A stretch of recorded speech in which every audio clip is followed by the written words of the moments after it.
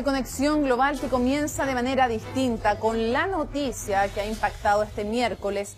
A los 60 años de edad murió el ídolo del fútbol, Diego Armando Maradona. Considerado una leyenda de este deporte, el argentino fue campeón del mundo con su selección en 1986. Un ídolo que hoy falleció, pero que deja un legado que va a seguir vivo tras él. Para él, para su familia, para sus seguidores de todo el mundo. Así comienza Conexión Global, recordando a Maradona en la nota de Roberto Cox. Dicen que escapó de un sueño en casi su mejor gambeta, que ni los sueños respeta, tan lleno va de coraje, sin demasiado ropaje y sin ninguna careta. Dicen que escapó este mozo del sueño de los sin jeta, que a los poderosos reta y ataca a los más villanos, sin más armas en la mano que un 10 en la camiseta.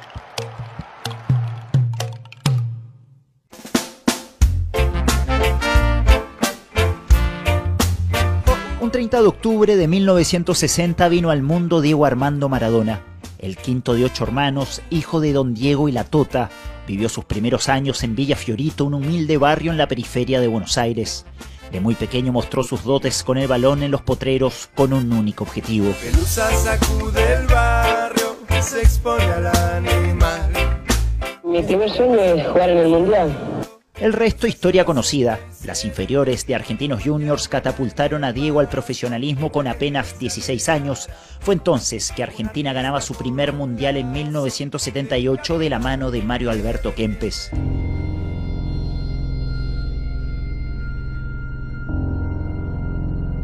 Eran tiempos difíciles en el país, la guerra de Malvinas contra los ingleses y los estertores de una dictadura haciendo sus últimos intentos por mantenerse en el poder.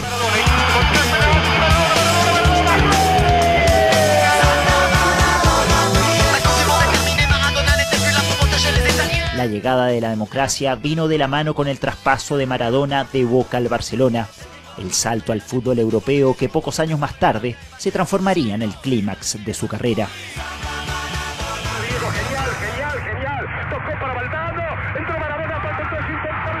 La ayuda de la mano de Dios ante los ingleses y el tanto para muchos más bonito de la historia de los mundiales. Una gesta deportiva en México 86, transformada en ícono político ante el mismo país contra el que Argentina perdió la guerra.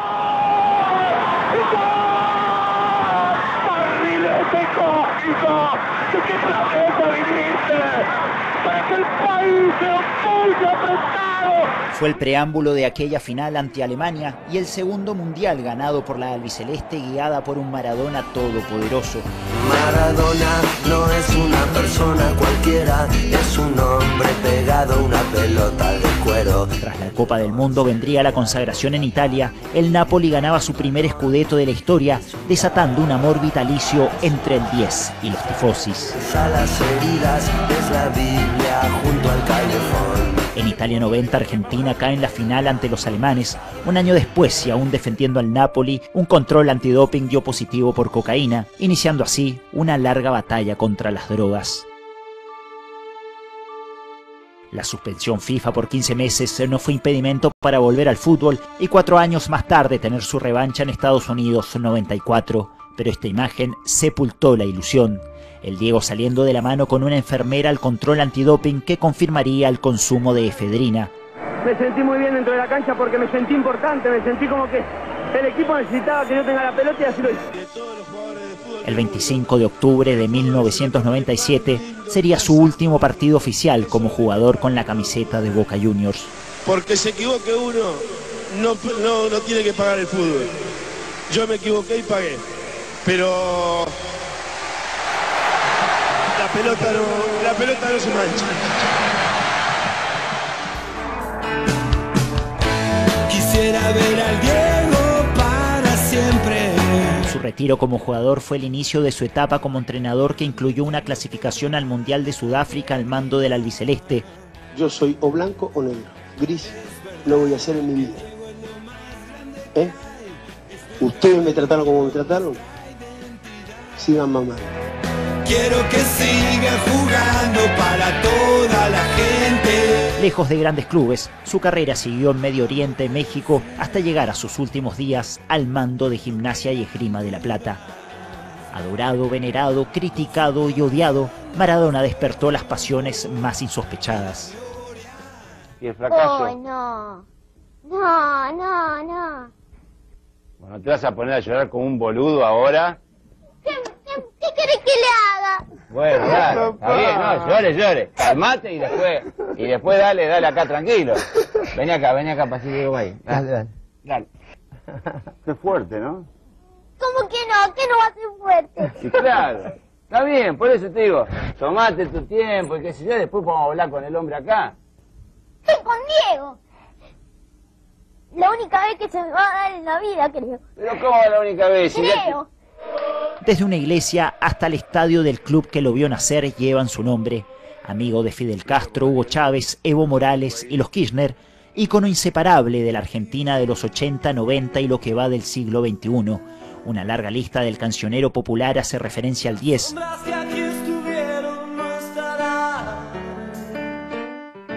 Es esta canción de Fito Páez, lanzada 4 años después de aquel gol ante los ingleses, la primera que abrió el inventario de los homenajes de quien para muchos fue y será el mejor jugador de todos los tiempos. Alegría, mi corazón. Es lo único que te pido, al menos hoy. Y dale alegría a mi corazón. Y que se enciendan las luces de este amor. Y ya. Maradona no solo fue un gran futbolista, fue un hombre con opinión política. Admirador del dictador Fidel Castro, me hago cargo yo de ese calificativo, siempre apoyó también al chavismo en Venezuela y en su natal Argentina fue simpatizante de los Kirchner. Maradona y la política, en la nota de Camila Torres.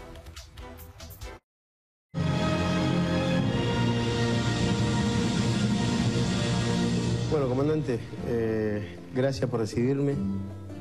Para mí es un honor. Nunca imaginé verte entrevistando, siempre hablando del fútbol y de su historia. Diego Armando Maradona Franco no era solo fútbol. Gran parte de su vida la dedicó a la política de la mano de personajes como Fidel Castro. Se sumó a proyectos socialistas. En 2009 el astro argentino entrevistó al líder cubano. Intercambiaron regalos. Eran amigos. Se puede que no del mundo, por favor. Se me nota, pero estoy la alegría, se me cae el cuerpo. Hace 4 años, un 25 de noviembre, Maradona lamentaba la muerte de Fidel Castro a los 90 años. Hoy, 25 de noviembre de 2020, Argentina y el mundo lamentan el deceso del histórico futbolista que vivió 4 años en Cuba, donde se realizó un tratamiento médico para la adicción a las drogas. No entiende que Fidel es el más grande y que Macri nunca, jamás se la va a jugar por un argentino. Sin pelos en la lengua, la postura política de Maradona era conocida. En Argentina apoyó el legado de los Kirchner, primero a Néstor y luego a Cristina. Diego Armando Maradona también llegó a entregar el pésame a Cristina Fernández con un largo y apretado abrazo. Argentina perdió un gladiador, un hombre que se la jugó siempre, que nos sacó del pozo y que era respetable en todo. También era simpatizante de Alberto Fernández, actual presidente de Argentina, que decretó 3 días de duelo por su muerte. Su presencia en campañas políticas en Latinoamérica tampoco pasó desapercibida. Diego Armando Maradona tenía una fuerte relación con Evo Morales, Hugo Chávez y Nicolás Maduro. Diego Armando Maradona. Bienvenido, Diego. ¡Arriba, Diego! ¡Diego Armando Maradona! La política es otra de las facetas del 10 de Argentina, donde estuvo presente y activo varios años de su vida. Los líderes políticos lamentan su muerte e insisten que Diego Armando Maradona no era solo fútbol. Hagamos una foto. Comandante. Gracias por recibirme, de verdad, para todos los argentinos.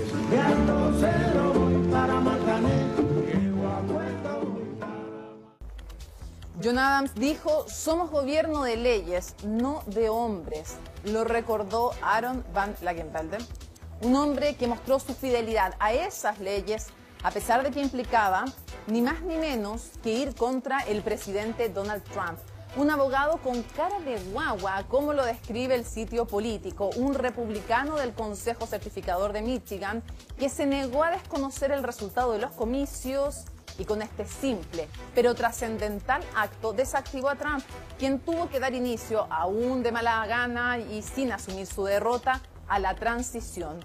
Ahora comienza una difícil tarea para Joe Biden, quien ya dio algunas luces con parte de su gabinete.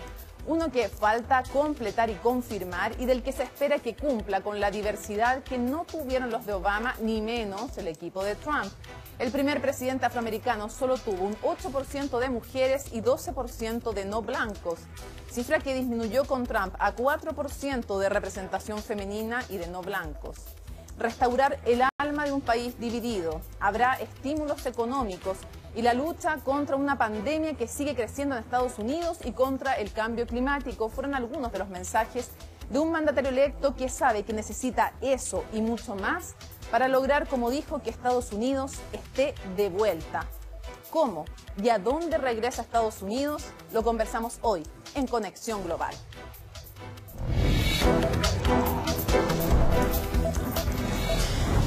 Revisemos entonces los últimos resultados, los hemos ido actualizando cada vez a medida de que van siendo escrutados y certificados esos resultados. Ahí lo tenemos. En voto popular, 73.890.295 para Donald Trump y 80.025.271. Esto es bien importante porque se convierte Joe Biden en el primer candidato de la historia de Estados Unidos en superar esa barrera de 80 millones de votos. Y rápidamente veamos los delegados porque ustedes saben, si no se los repetimos, que el voto popular es una cosa a nivel nacional, pero lo que hay que hacer es ganar en un estado.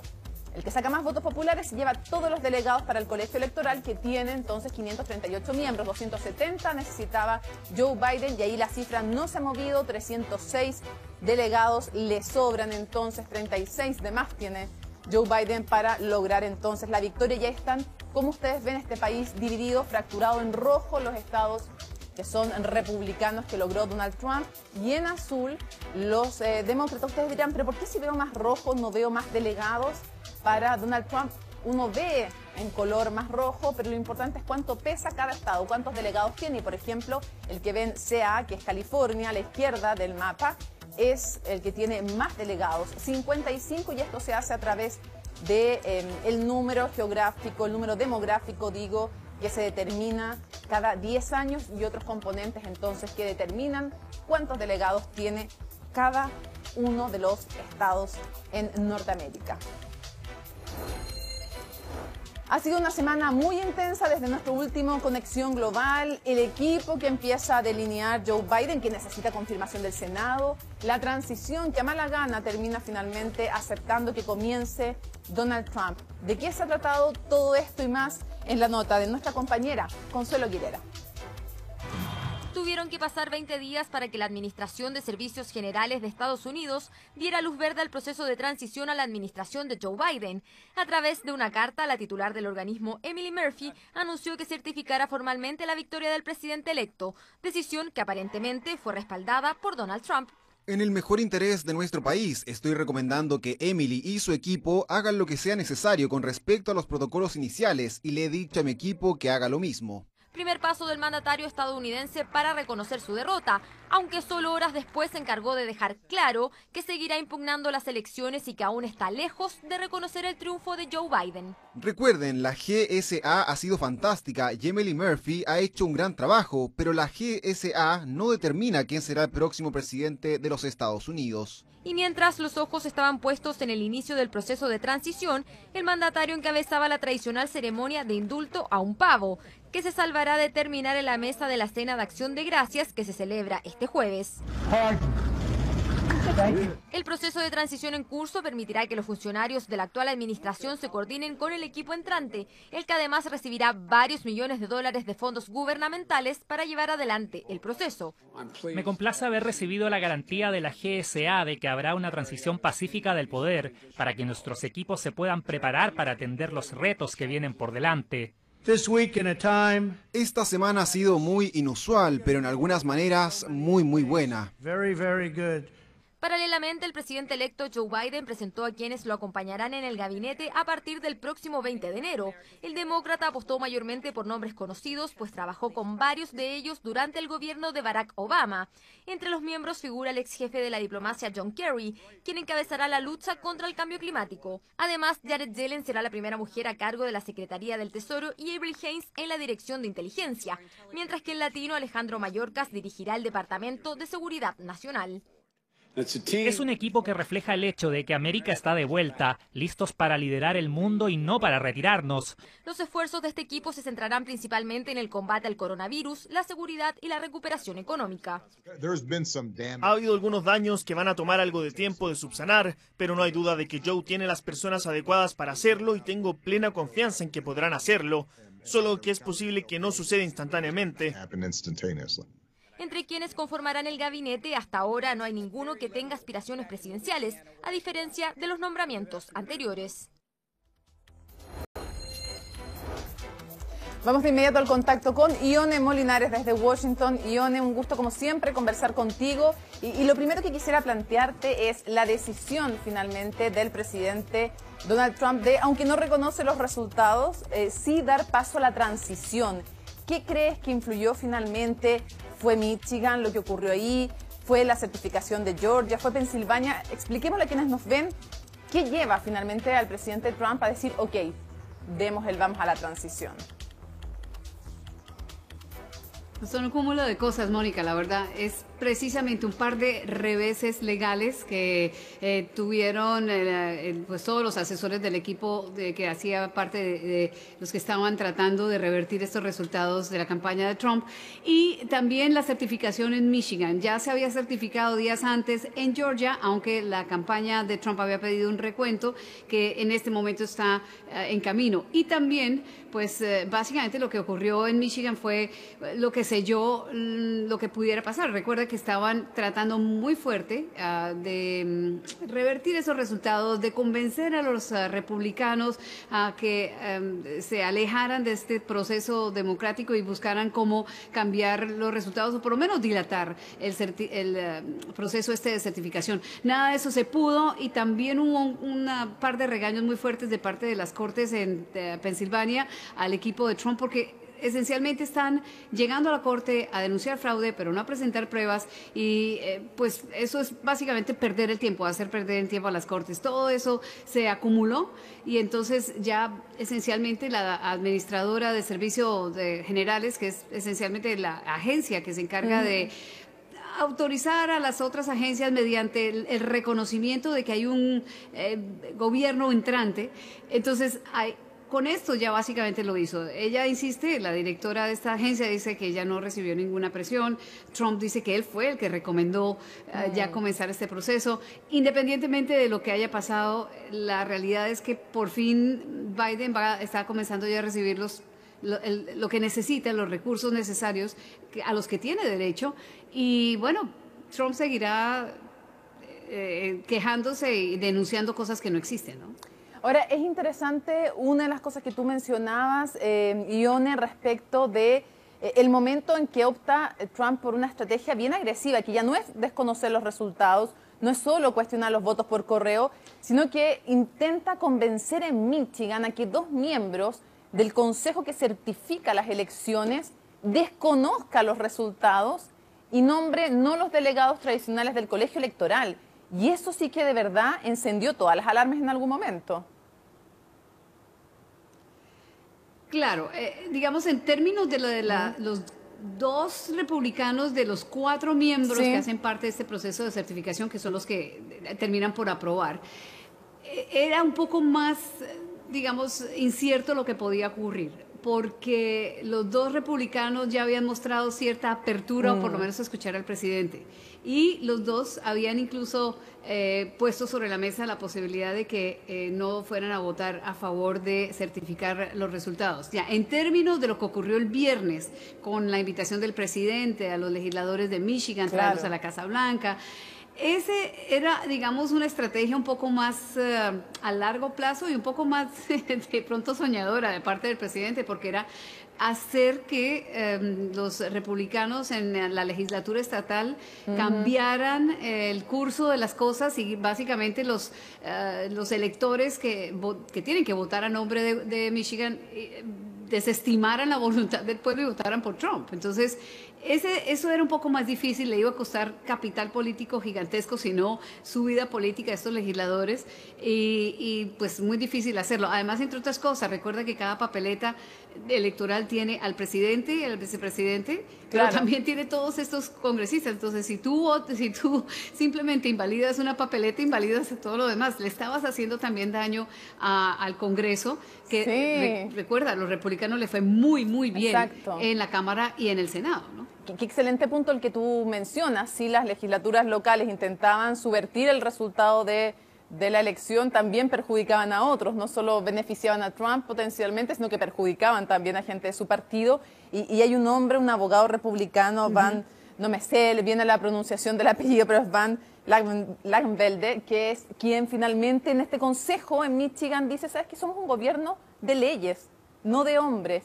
Y por lo tanto, él, así como lo describía político, con abogado cara de guagua, le decía, lo mencionábamos al comienzo, y la verdad es que con toda su cara de guagua se enfrenta a un partido, se enfrenta a un presidente y dice, aquí yo lo que tengo que hacer es cumplir las leyes. Y quiero llevarte a otro de los temas que ha sido noticia, Ione, y es que comienza esta transición y comienza también algo que hemos visto, que vamos a analizar a lo largo del programa, que es la designación del gabinete y de parte de él más bien, que es el anuncio de los nombres. Porque antes de hablar de los nombres, me gustaría que tú le explicaras a la gente en Chile, Ione, que no es solo que el presidente presenta nombres, pero tienen que pasar por el Senado.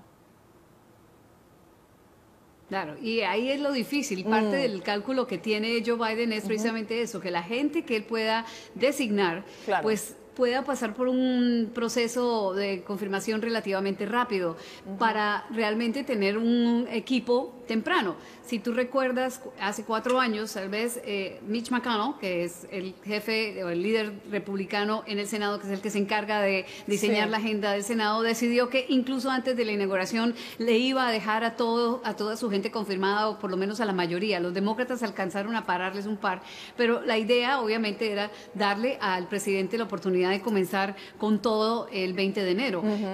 La idea aquí es más o menos la misma. Con el grupo que está escogiendo Biden hay tanto consenso y tanto antecedente de votos a favor de parte de los republicanos que va a ser muy difícil que un republicano diga, pues a la señora de la Reserva Federal yo le tenía toda la confianza y voté que sí, y ahora que a ella la ponen como la primera secretaria del Tesoro en la historia, una mujer en la historia de esa cartera tan importante, ahora le digo que no. Entonces es más o menos como poner a muchos de estos republicanos en contra de la pared cuando llegue el momento de la confirmación. Pero en términos de la composición inicial que presentó Biden, fue el equipo de Seguridad Nacional, ¿no? Secretario de Estado, Departamento de Seguridad Nacional, Director Nacional de Inteligencia, asesor de Seguridad Nacional, etcétera. La mayoría de ellos vienen de Obama y tiene que ser así, porque es el gobierno demócrata más reciente y donde están todos los funcionarios con muchísima experiencia. No necesariamente todo significa que vayan a ser una copia del gobierno de Obama, pero sí es importante saber que todas estas personas llevaban solamente 4 años por fuera del gobierno. Entonces no es tan difícil pensar que están muy empapados en lo que pueden pasar las cosas, ¿no? Entonces, secretario de Estado tiene muy buena reputación acá. Entonces, y el Departamento de Seguridad Nacional con Alejandro Mayorkas también ha recibido muy buenos comentarios de parte de la comunidad inmigrante, etcétera. Quiero preguntarte justamente de eso, de cómo han sido recibidos estos primeros nombres que ya tú lo decías, tienen que pasar, salvo el del delegado como para el tema del cambio climático. En ese caso no se requiere porque no es una figura ministerial, pero el resto tiene que pasar por el Senado. Pero quiero preguntarte cómo se han recibido, tú mismo mencionabas a Antony Blinken, el secretario de Estado, que se supone que va a llegar a ese puesto, no necesariamente es una copia de la administración de Obama y él ha reconocido incluso algunos errores de la administración Obama, por ejemplo en Libia y en otros temas. Pero ¿cómo han sido recibidos los nombres? Primera vez una mujer en el tema de inteligencia a la cabeza, el latino también a cargo de temas que tienen que ver con migración. Esta mezcla y además las individualidades, ¿cómo han sido recibidas en Estados Unidos? Mira, por la opinión pública, por la gente que conoce, los que están metidos en asuntos de estos, como por ejemplo grupos de inmigración, etcétera, hemos escuchado buenas cosas. El silencio grande que hemos escuchado ha sido de parte de los republicanos, de los líderes republicanos del Senado especialmente, y también de la Cámara de Representantes, porque ellos todavía no se han acostumbrado o todavía no han querido presentarse como abiertos a recibir a un presidente electo. Entonces, más bien se han quedado callados, pero ¿sabes qué? Eso no es malo, porque si no les hubiera gustado, te lo aseguro que inmediatamente hubieran emitido un comunicado. Entonces, realmente eso puede ser más bien una compás de espera, porque acuérdate que hay mucho en juego en el estado de Georgia, y la idea parece de los republicanos es no tocarle la fibra profunda al presidente Trump, que de pronto va a decir nadie vote por Georgia o cambie las circunstancias y le terminen dañando la mayoría que todavía tienen el potencial de recibir los republicanos a partir del 5 de enero cuando se realicen las elecciones en Georgia. Entonces, todo este tiempo van a estar en compás de espera, pero sí llama bastante la atención que no hay un reconocimiento más amplio de que Joe Biden es el presidente electo de los Estados Unidos de parte de los republicanos. Y tú sabes que hay una cosa importante, en política, la gente en política es muy cuidadosa, no porque sean cuidadosos per se, es porque ellos saben que en cualquier cosa en cualquier momento las cosas se pueden revertir. Entonces, hoy estás tú en la mayoría, mañana no. Y por eso siempre es importante respetar los cánones para que después no tengan que decir, ¿y usted por qué no lo hizo? Pero quién sabe. Por ahora, la estrategia de los republicanos no parece ser esa, ¿no? En política, como en otras cosas, ni tan cerca que te queme, ni tan lejos que te enfríes demasiado y te congeles. Y claro, seguimos súper atentos, 5 de enero, 2 bancas pendientes en Georgia, de lo cual puede depender. Si ganan 1 los republicanos, ya están listos. Si ganan 2 los demócratas, recién podrían tener mayoría porque el voto de Kamala Harris es dirimente en el Senado. Así que seguimos muy atentos y en contacto contigo, Ione. Muchísimas gracias por habernos acompañado. Cómo no, es un placer. Feliz miércoles. Revisemos entonces los nombres de este equipo que comienza a delinear Joe Biden y que requieren confirmación salva uno. Les vamos a explicar del Senado y por lo tanto lo que pasa en Georgia, quién queda con mayoría o no, y los nombres en sí también implican si es que los republicanos van a bloquear a alguno de ellos o no. Algunos dicen que es difícil, pero en fin, lo decía de hecho Ione Molinares, que son nombres bastante probados. Antony Blinken, secretario de Estado, tiene 58 años, trabajó por casi 20 años junto a Joe Biden, primero como su ayudante en el Comité de Relaciones Exteriores del Senado y luego como su asesor de Seguridad Nacional mientras fue vicepresidente en la administración de Obama y también trabajó en la propia administración. Hasta ahora entonces es además analista, fíjense, de asuntos globales para CNN, un hombre que fue además educado en Francia, que está en las más prestigiosas universidades de Estados Unidos, bilingüe. Además pueden encontrar en Instagram algunas de sus canciones porque es aficionado además a la música. Les cuento como dato al margen de su larga trayectoria y por lo tanto es un hombre que no significa necesariamente, lo vamos a conversar después, volver a la época de Obama, porque es alguien que ya reconoció algunos errores respecto, por ejemplo, de Siria. Vamos entonces con un nombre que ustedes van a escuchar mucho, Alejandro Mayorkas, como secretario de Seguridad Nacional. Muchos temas a cargo van a estar de él si es que es ratificado, como por ejemplo el tema de la migración. La seguridad interna entonces es su foco. Este abogado, Alejandro Mayorkas, nació en Cuba. Al año se vino a Estados Unidos.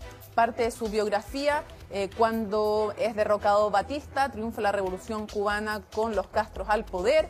Sus padres se lo llevan a ella y a su hermana desde Cuba hasta Estados Unidos. 61 años entonces, ejerció como secretario adjunto del Departamento de Seguridad Nacional en Estados Unidos entre el 2013 y 2016 también de la administración de Barack Obama, uno de los temas que él tiene a su haber es la creación de este programa DACA que protege a los menores que llegaron indocumentados junto con sus padres. Otros temas que ha llamado mucho la atención es esta mujer que ustedes ven ahí, Avery Haines, directora nacional de inteligencia. Primera vez entonces que una mujer ocupa este puesto, 51 años, abogada, ejerció como viceconsejera justamente de Seguridad Nacional de los Estados Unidos con Obama.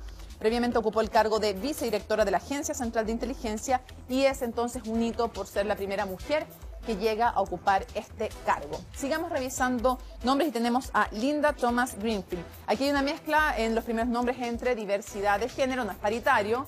De los 6 que hemos visto hay 2 mujeres y 4 hombres, pero hay también esta diversidad étnica. Tenemos un latino por primera vez a cargo de estos temas de seguridad interna, una mujer por primera vez entonces como directora de la Agencia, directora de Inteligencia Nacional, y una afroamericana que va entonces justamente como embajadora ante la ONU, que es un cargo bien estratégico y que también es otra muestra más de la importancia del multilateralismo y también pretendiendo mostrar diversidad étnica y de género. Bueno, diplomática de 68 años, fue miembro del Bureau of African Affairs de Asuntos Africanos del Departamento de Estado entre 2013 y 2017, trabajó en la Oficina de Población Migrante y Refugio, fue embajadora de Estados Unidos en Nigeria y directora general del Servicio Diplomático estadounidense. Veamos quién es Jake Sullivan. Jake Sullivan, consejero de Seguridad Nacional, ahí lo ven al medio de la gráfica. Este consejero cumple 44 años el sábado. De hecho, fue asesor político de la campaña Hillary Clinton en 2016. Tiene experiencia en política exterior y fue subjefe de gabinete en el Departamento de Estado. Sullivan además fue asesor principal del gobierno de Estados Unidos para las negociaciones nucleares con Irán, un pacto del que se sale Donald Trump, entonces ahí hay una señal también, y profesor visitante de la Facultad de Derecho de Yale. Veamos el último nombre, que es el nombre que yo les decía que no requiere confirmación del Senado porque no es un cargo ministerial. Aquí en Estados Unidos tienen que ser confirmados por el Senado los ministros, no así este consejero especial para el clima, bueno, tampoco el consejero de Seguridad Nacional necesariamente, pero bueno, hablemos de John Kerry porque sí debiera Sullivan pasar por un proceso también. John Kerry, consejero especial para el clima, algo así como el zar del cambio anticlimático. Estamos hablando de un hombre que está a punto de cumplir 77 años, político, exmilitar, diplomático, fue secretario de Estado en el segundo mandato de Barack Obama, fue senador por el estado de Massachusetts entre el 85 y el 2013, ejerció además como presidente del Comité de Relaciones Exteriores del Senado entre 2009 y 2013 y además fue el candidato demócrata a la presidencia de los Estados Unidos en la elección presidencial de 2004. ¿Y qué es lo que quiere decir cuando alguien nombra alguien de la altura de Kerry como encargado para el tema del cambio climático? Lo vamos a conversar en un ratito más en profundidad, pero claramente no nombras como encargado del cambio climático a un ex secretario de Estado si no te importa de sobremanera este tema. De señales y más vamos a conversar al regreso con 2 grandes entrevistadas. Hacemos una pausa y volvemos a Conexión Global.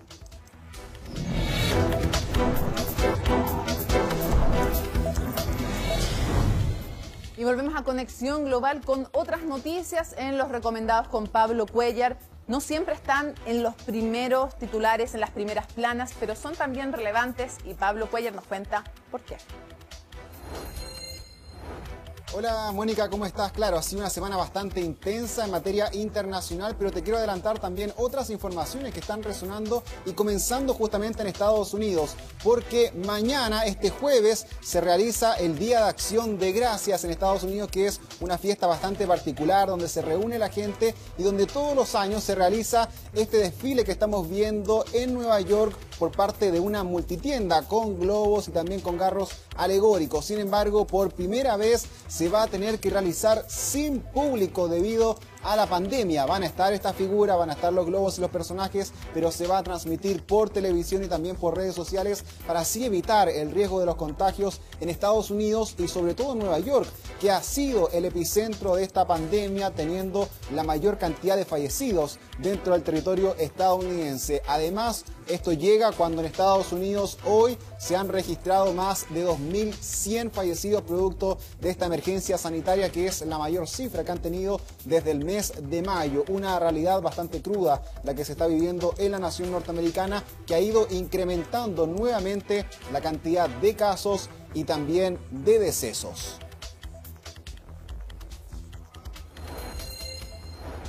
Venimos aquí a América Latina y le cuento que finalmente fueron encontrados los menores de edad venezolanos que fueron expulsados desde Trinidad y Tobago arriba de una barcaza.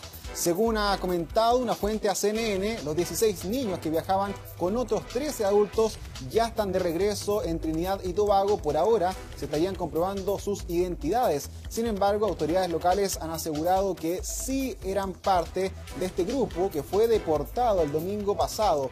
Esta expulsión gatilló diversos cuestionamientos y críticas a nivel regional. Desde ese día se le había perdido el rastro a 29 venezolanos. Algunos de los menores que iban a bordo de estas dos precarias embarcaciones de madera no estaban acompañados por sus padres. Además, la ruta que siguieron las embarcaciones en su regreso a Venezuela es usada por grupos que se dedican a la trata y tráfico de personas. Desde el gobierno de Nicolás Maduro no han querido ahondar en este tema, pero seguramente van a seguir los cuestionamientos por parte de la comunidad internacional.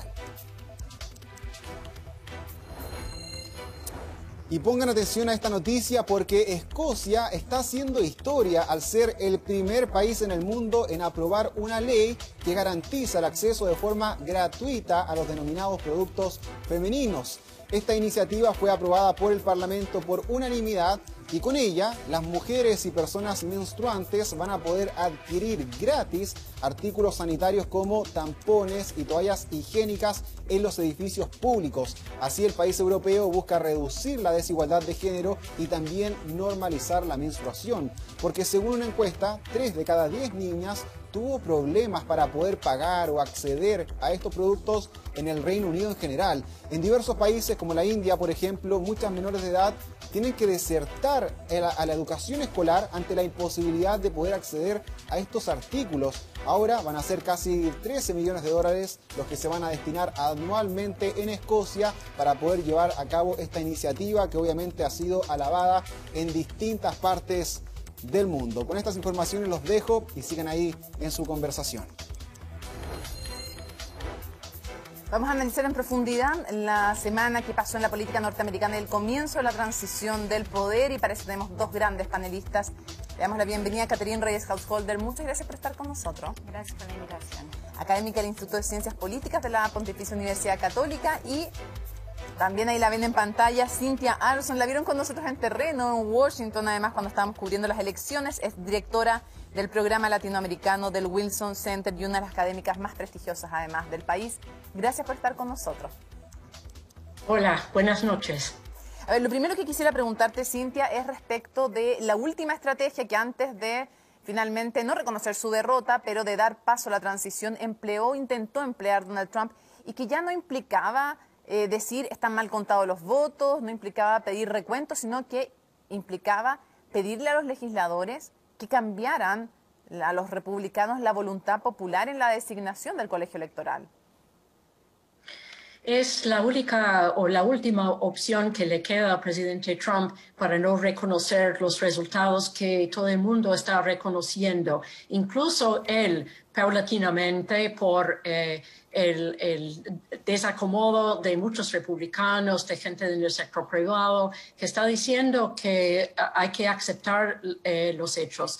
Y hace unos días él dio autorización, sin conceder, pero dio autorización a la transición oficial del presidente Biden, la autorización de fondos para facilitar el traslado de poder, y también la capacidad de recibir los briefings clasificados sobre especialmente temas de política exterior. Entonces, más o menos está reconociendo esto, pero está luchando hasta el último momento, yo creo que para mostrar a sus seguidores que no fue derrotado, sino que la gente, sí, el proceso se fue de sus manos.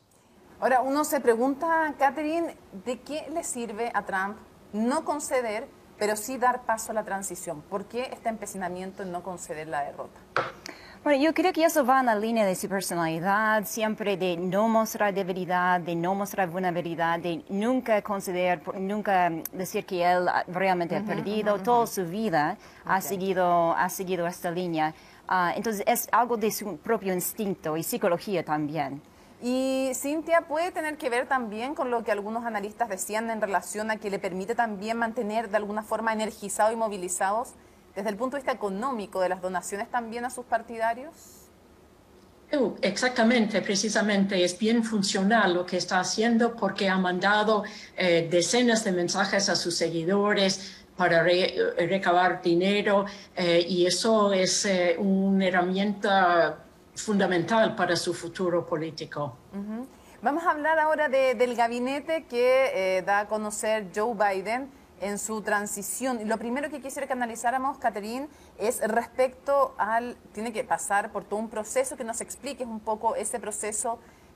Ione Molinares nos daba cuenta de esta confirmación, además depende de quién queda con mayoría en el Senado, esperando los 2 escaños de Georgia. Pero más allá de este gabinete, en Estados Unidos, los ministros tienen que ser confirmados por el Senado y son bien escrutados. Sí, o sea, eso es una gran diferencia con América Latina, ¿cierto? Que los presidentes estadounidenses enfrentan esta restricción, digamos, a sus poderes. Ahora, antes no era tan difícil para los presidentes confirmar, ¿cierto?, la gente que querían en su gabinete. Pero estamos con una situación muy polarizada, un Congreso, o sea, un Senado en particular, probablemente va a tener una mayoría en el Senado los republicanos, entonces probablemente van a terminar ganando en Georgia y van a terminar con eventualmente 52, ¿cierto?, cargos en el Senado, el Partido Republicano.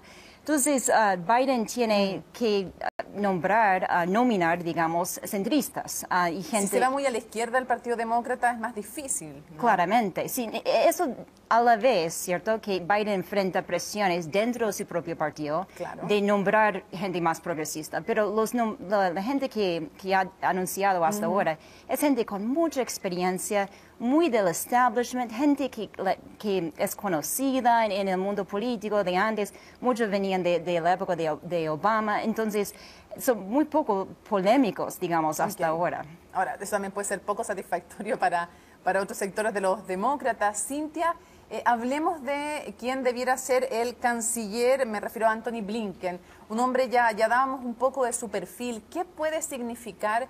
¿Cuánto de retorno a la política exterior de Obama puede significar y cuánto no? ¿Y cuánto cambio claramente respecto de Donald Trump en la política exterior? Bueno, primero hay que señalar que esta gente tiene una experticia de lujo, son gente muy experimentada, como acaba de señalar. Y si no están confirmados por el Senado, vamos a poder ver el grado de polarización que todavía existe después de las elecciones, porque en sus méritos esa gente no tiene nada en su contra. Obviamente hay que hacer preguntas, investigar, pero las credenciales de estas personas son realmente impecables. Y el canciller Antony Blinken, que es un hombre que estudió en Francia, además, una diferencia claramente con otros ministros de Relaciones Exteriores. ¿Qué implica respecto a la política exterior, Cintia? ¿Cuán distinta podría ser? Se dice de inmediato, es un multilateralista, retorno en el fondo a los organismos internacionales, a pactos internacionales también. ¿Qué podemos ver? ¿Qué diferencias se pueden ver, a tu juicio, en la futura política exterior de Estados Unidos?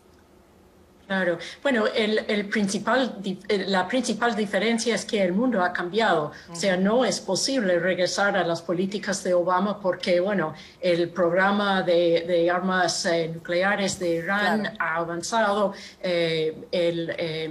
la guerra en Afganistán tiene otro tipo de...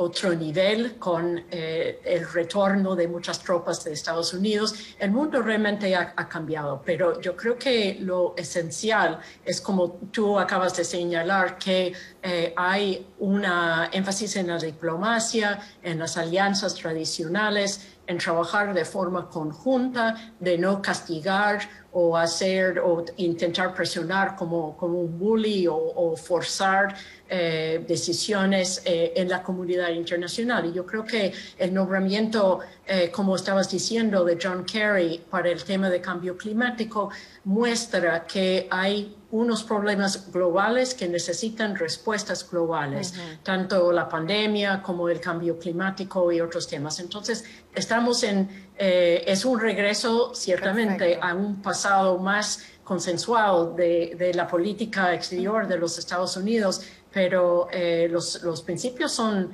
distintos porque el mundo ha cambiado y no es posible regresar a los años atrás. Algunos dicen que, bueno, ya lo anunció Biden, viene el retorno a la Organización Mundial de la Salud, también más importancia con la OTAN y, bueno, retorno al Acuerdo de París. Catherine, China, ¿cómo crees que con este posible canciller y también en el contexto de un tema que le ha servido mucho a Trump para polarizar la situación y tener un antagonista, no solo por la pandemia, desde antes de las guerras comerciales, ¿cómo crees que se va a afrontar ese tema? No es fácil para Biden.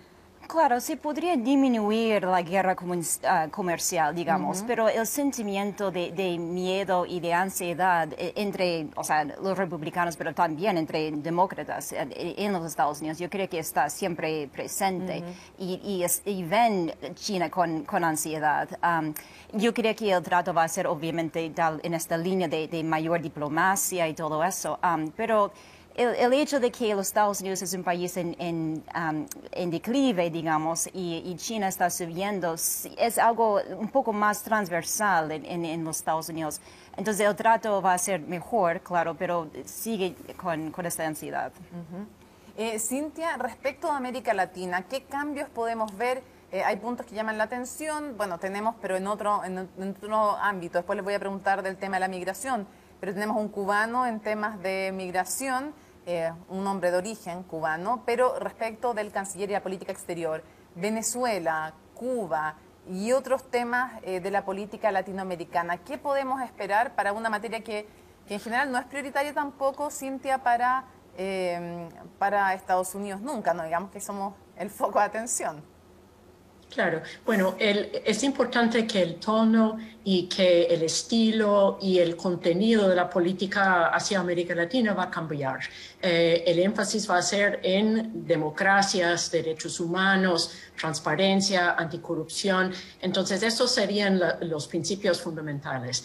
Lo difícil es que muchos países de la región han cambiado también desde la época en que Biden fue vicepresidente. Hay más autoritarismo, más populismo, entonces eso va a ser difícil y va a haber conflictos. También hay un deseo de cooperar en muchos temas, cambio climático, la entrega de las vacunas contra el COVID. O sea, no sería América primero, sino Américas en su conjunto. Y vamos a ver bien el próximo año cuando los Estados Unidos va a liderar la próxima cumbre de las Américas, en qué medida se puede encontrar consensos, porque la región en sí misma es más desarticulada, más fragmentada que nunca, y va a ser difícil en temas como Venezuela, por ejemplo, va a otorgar una protección provisional a todos los venezolanos que están en Estados Unidos, protección que no van a ser deportados. Va a buscar formas de dar más apoyo a los países vecinos de Venezuela que han recibido millones y millones de migrantes venezolanos, y va a haber pues un uso más flexible e inteligente de las sanciones, como ha dicho textualmente un asesor importante, Juan González, que trabajó muy de cerca con el vicepresidente Biden. O sea, la política de presión máxima contra Maduro lo ha dejado más fortalecido que nunca, y con una crisis económica y humanitaria absolutamente atroz, que principalmente está afectando a los otros países. Entonces va a ver si hay formas de usar sanciones como un instrumento, pero no como el único instrumento. Para finalizar sobre Cuba, yo creo que muy difícilmente se va a regresar a la época anterior de esa normalización de relaciones entre dos grandes antagonistas. Muchas cosas han pasado. no han habido... hay poco espacio político, hay presos políticos dentro de la isla y el apoyo que está dando Cuba al régimen venezolano también es un factor. Lo que seguramente va a cambiar es la posibilidad de que los ciudadanos o los migrantes que están en Estados Unidos podrían mandar remesas a sus familias, algo que fue cortado últimamente por la administración Trump. Uno ya sabe que no va a ser fácil la relación con Bolsonaro, que ahí hay tensiones respecto al tema de la Amazonía, por ejemplo, también con AMLO en México, que logró construir buenas relaciones desde otro polo ideológico, pero con estilos en varias cosas similares. Pero quiero llevarte a otro tema, Catherine, porque ya vemos este gabinete con Kerry, que no necesita confirmación en el clima, ya dijimos lo importante que es eso, con un latino a cargo de los temas de migración. Este tema de la migración es parte de los desafíos que va a tener Joe Biden. Son 11 millones de migrantes que están en una situación compleja. Está el tema de los DACA, el programa que protege a los Dreamers, a los niños que llegaron pequeñitos, indocumentados a Estados Unidos y que han crecido siéndolo. Y que de hecho es justamente Alejandro Mayorkas el que es parte de la creación de ese programa durante la administración de Obama. ¿Cómo crees que se va a ver el tema de migración, que es uno de los varios desafíos? Sí, no, claro, en esta campaña electoral que teníamos, la inmigración no era un tema tan importante, pero ahora sí, o sea, siempre es un tema muy importante. Y ese nombramiento es importante porque para llevar no solamente una persona con experiencia, sino una persona que representa, digamos, una minoría, representa a los latinos. Entonces, la representación, las identidades raciales, los nombramientos, son fundamentales también para entender esos... De género y también racial. De género y racial. Entonces le da más credibilidad, ¿cierto? Como secretario y le da ánimo, ¿cierto? A votantes latinos dentro del Partido Demócrata. Entonces eso es alentador. Y el otro tema con el género en el gabinete, ¿cierto? Entonces, se dice que el Partido Demócrata es el partido femenino, porque tiene más mujeres votantes, tiene muchas más mujeres en el Congreso que el Partido Republicano, y tratan temas, priorizan temas, ¿cierto? Más de compasión, el bienestar, salud, educación y la intervención del Estado y temas de cuidado, digamos. Entonces, se esperan muchas más mujeres. Sí, vamos a ver si hay más nombres. Claro, vamos a ver si hay más nombres. O sea, nombres hay, me refiero a nombres que él ponga, porque mujeres capaces, obvio que hay. Sí, no, o sea, él podría nombrar un gabinete de solo mujeres, con todas las credenciales, sin problema. La piscina de talento de mujeres en los Estados Unidos es muy profunda, y en otros países también. Pero el techo de cristal también es muy sólido. Sí, no, claro, pero se ha rompido, ¿cierto? Sí. Se ha roto. Entonces, cuantitativamente se esperan más mujeres, sí. Eventualmente paridad, pero Biden no ha prometido paridad a un gabinete paritario. Sin embargo, de Janet Yellen, ¿cierto? Como secretaria de... no lo habíamos mencionado a ella, claro, que estuvo en la Reserva Federal, la sacó Trump, ha sido la primera mujer, o sería, si es que llega, que ocupa 3 de los cargos económicos más importantes en Estados Unidos, casada con un premio Nobel. Si ella llega al Tesoro, también, primera mujer que lo encabeza. Hay 3 cargos en el gabinete que las mujeres nunca han ocupado. Es ese de Tesoro, de Defensa y de algún cargo se llama Asuntos de Veteranos. Entonces, ella, o sea, sería la primera en Tesoro, sería como Hacienda, ¿cierto?, en América Latina. Y eventualmente se espera un nombramiento como secretaria de Defensa, primera mujer, Michelle Flournoy. Se espera eventualmente la próxima semana, ella podría ser nombrada como primera secretaria de Defensa. Y eso es histórico, ¿cierto? No por un tema cuantitativo de un gabinete paritario, sino por el tema de que Tesoro, los cargos de Secretaría de Tesoro y Hacienda, o Hacienda y Defensa son cargos ministeriales o de gabinete históricamente mucho más masculinistas y asociados con la masculinidad. Se rompen barreras, hay símbolos culturales importantes ahí. Claramente, estereotipos de género, etc. Entonces, hemos tenido ministras o secretarias de Educación, Salud, Cancillería también, pero esos dos serían muy simbólicos y van a llamar, o llamarían, ¿cierto?, mucho la atención. Sí. Le cuesta a veces, Cintia, a los hombres entender lo importante, o a algunos hombres, para ser justos, y a algunas mujeres entender lo importante que es tener roles en los que también hayan estado las mujeres, que se rompan ciertos techos de cristal. Y uno podría decirle, piensen ustedes cómo se sentirían si nunca un hombre hubiera sido, bueno, en Chile podemos decir, nunca un hombre hubiera sido presidente de la Corte Suprema, comandante en jefe de una rama del ejército. En fin, hay tantos, presidente del Banco Central, podríamos decir en Chile, es importante eso. Quiero llevarte a otro tema, Cintia, que tiene que ver con los desafíos. Uno de los desafíos, evidentemente, es la pandemia y va engarzado o relacionado fuertemente con la economía. ¿Cómo crees que va a afrontar este tema Biden? Porque pandemia en un país con más de 250.000 muertos, con 12 millones de contagios, uno de los más afectados a nivel mundial, va a ser, lo fue durante la campaña, lo va a ser en su administración, muy, muy importante.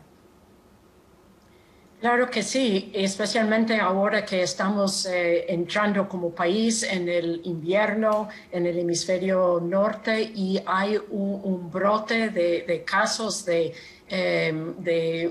hospitalizaciones descomunal. Y estamos llegando a otro tipo de picos, mientras durante los meses anteriores tuvimos unas bajadas ligeras en algunos estados.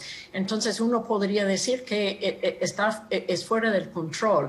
Incluso ahora que estamos mañana tenemos el feriado del Día de Acción de Gracias, el Thanksgiving, y mucha gente está viajando, está en los aeropuertos, está tomando aviones, están reuniéndose con sus familias y los estudiantes están regresando a sus casas, los que estuvieron en sus universidades. Entonces eso es un pronóstico muy negativo para la capacidad de contener el virus. Pero yo creo que a nivel nacional va a haber planes estratégicos para fabricar el llamado PPE, o sea, los vestidos de protección, las mascarillas, un sistema nacional para la distribución de una vacuna eventual. Se está hablando del mes de abril del año que viene,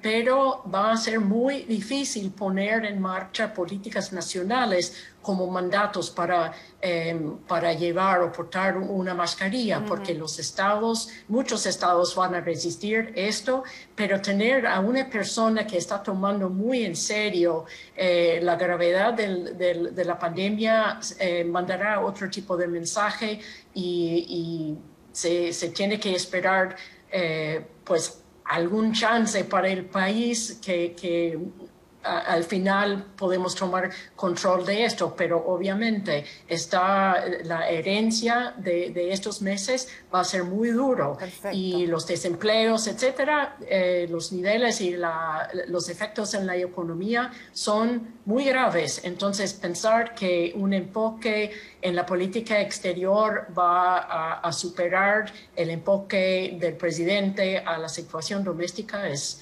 realmente erróneo. Para cerrar, Catherine, tenemos 30 segundos, se nos acabó el tiempo.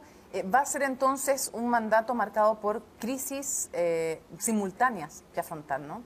Múltiples crisis a la vez, claro. Sí. Y siempre, tal como decía, COVID está relacionado a la economía, al tema de desempleo. Entonces, siempre la filosofía de los demócratas ha sido hay que manejar la pandemia para poder tratar el tema económico, porque los dos no se puede diferenciar entre los dos, es una dicotomía falsa. Entonces, hay mucha resistencia cultural también al uso de mascarilla. Muchos dicen en los Estados Unidos que es mi propia libertad de no llevar mascarilla, que yo puedo correr mis propios riesgos, y hay una falta de solidaridad y conciencia, sobre todo en algunos sectores en los Estados Unidos. Pero, tal como decía Cintia, tener un liderazgo presidencial para simbolizar y demostrar que el uso de mascarilla es importante, para coordinar con gobernadores, para coordinar con alcaldes a nivel local. Va a ser otro tema con la mascarilla. Y lo otro es con pruebas de COVID. Entonces se busca tener más pruebas rápidas y fáciles y gratis en algunas partes. Harto trabajo para el presidente electo, COVID, economía, en fin, relaciones exteriores, migración, restaurar las relaciones con los partidos, con los gobernadores, en fin, hay muchísimo que hacer. Le agradecemos a Cintia, por supuesto, a Caterine también, y contarles a ustedes que el pavo no fue el único indultado por el presidente Donald Trump. Se está esperando a quienes más va a indultar y ya sabemos, lo dijo en la tarde el Washington Post, que Michael Flynn, tal como lo esperaban algunos, uno de los primeros que recibe indulto de parte de esta facultad tan importante que tiene el presidente, que es, fue el 18º director de la Agencia de Inteligencia de Defensa, consejero de Seguridad Nacional del presidente Donald Trump, y quien mintió en las investigaciones respecto a su relación con los rusos y los contactos que había tenido con ellos, y por lo cual tuvo que irse indultado, fíjense, en medio de toda esta polémica por Donald Trump. Así que el pavo tenía otros amigos, otros compañeros en los indultos. Vamos a ver quiénes más siguen en la lista. Cintia, muchas gracias. Gracias, muy buenas noches. Caterine, muchas gracias por habernos acompañado y por supuesto seguimos revisando la actualidad de Estados Unidos y la de todo el mundo en Conexión Global. Nos vemos el próximo miércoles.